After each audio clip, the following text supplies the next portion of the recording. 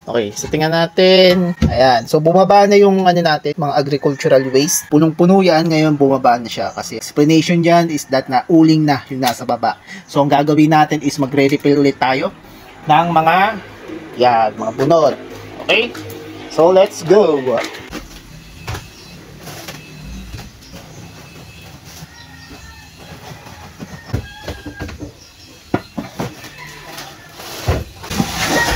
So, pwede nating lagyan to ng karton para mapabilis din ang paglingas ng itong mga bunot.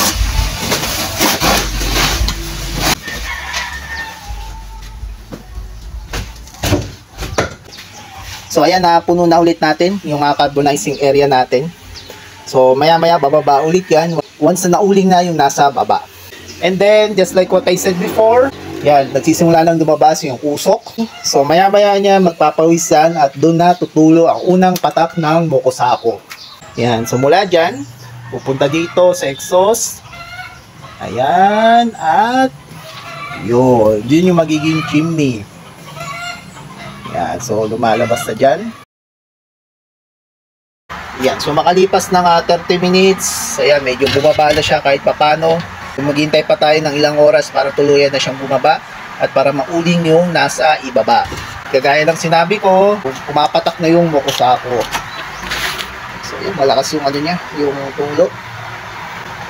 Okay, so mga ano lang yan, mga ilang oras yan, siguro mga 8 hours o 12 hours, mapupuno na to. Itong nalagyan natin, siguro mga 5 o 6 na litro ng pure mokusako. Pwede nyo nang gamitin bilang fertilizer at pesticide. Okay, so it's 1:30 PM na sa yung oras na to at tingnan natin kung ano yung status, kung gaano ba karami ang mga nauling natin mga bunot. So nag-start tayo mga 9 AM and aalamin natin kung gaano na karami yung sako at yung mga bunot. So far, nakatatlong sako na tayo ng mga bunot at meron pa tayong mga susunod pa, and based sa experience ko, inaabot ako ng mga 8 PM ng gabi o minsan 9 PM pa, depende kung gaano ka bilis maging ulit itong mga agricultural waste na ating pinasok dito sa carbonizing area.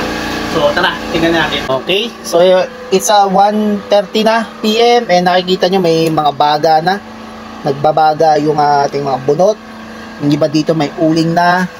So makikita nyo naman na bumaba na yung ating mga bunot na ating pinasok dito sa carbonizing area. So mamaya ladagdagan ulit natin yan hanggang sa mapuno. So going back naman dito sa mokusako, kanina pa konti-konti lang, ngayon ayan, marami-rami na rin. So tansya ko mga isa't kalahating litro na ng mokusako ang ating naiipon. So later on, pag napuno yan, ay tatransfer na natin siya dito sa bote para i-refill.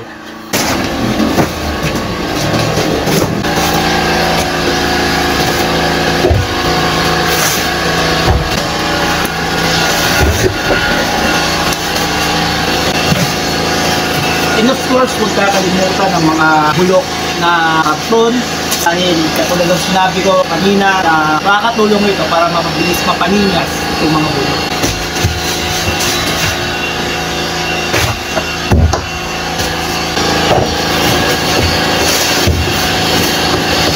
Sa setup na ganito ng aking carbonizing area, always check kung may butas dito sa pintuan ng carbonizing area. Bakit? Katulad ng sinabi ko kanina, mabawasan na natin yung oxygen na pumapasok sa loob. Dahil pag hindi natin na ginawa yun, ay malaki ang tsansa na lahat ng mga nauling dito ay magiging abo. So ngayon, check natin kung may init at nararamdaman ko may init kasi mainit sa aking mga paa. Ang oxygen dapat dito lang sa taas, huwag lang dito sa baba. Okay? So ganyan ang gagawin natin.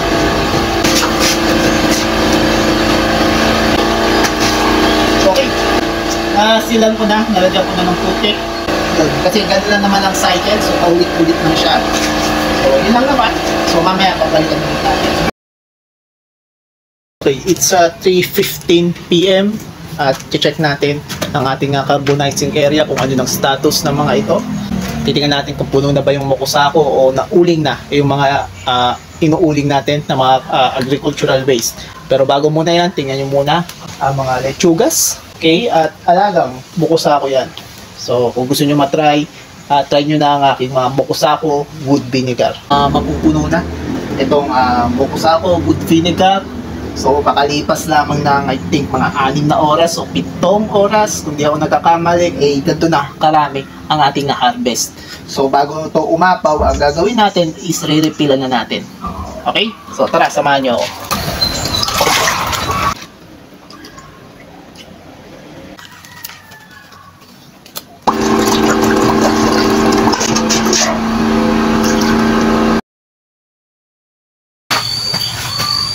Alright, so tonight is 9 PM. So exactly 12 hours. Simula nung tayo ay mag-uling kaninang umaga. So nag-start tayo 9 AM.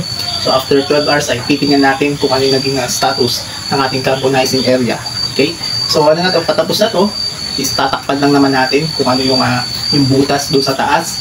So once natakpan na natin yon at masil na lahat ng mga pwedeng lusutan ng usok, ay pwede na tayo magpahinga.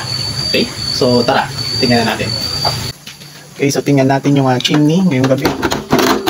Yan. Yan, kung makikita nyo ay umuusok yung chimney. Yan. Okay, so kanina habang mainit pa ay naglagay ako dito ng charcoal briquette. So para sinamantala ko na yung init at para makatuyo rin ako. So makikita nyo, nagbabaga na. So halos sa kalahati na carbonizing area o yung lalagyan ay napuno na ng mga uling. Okay, nagbabaga na siya kasi may oxygen na pumapasok. So ang gagawin natin is tatakpan na natin ito. Yan.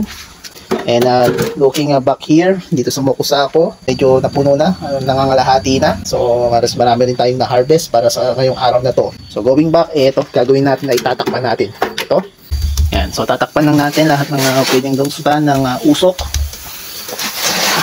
So bukas hindi pa natin siyang pwedeng buksan. Dahil sigurado ko is pag binuksan mo yan, dahil na experience ko is magniningas pa to.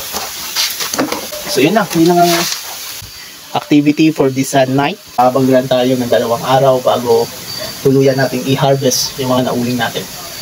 Good night. Abangan nyo ang part 3.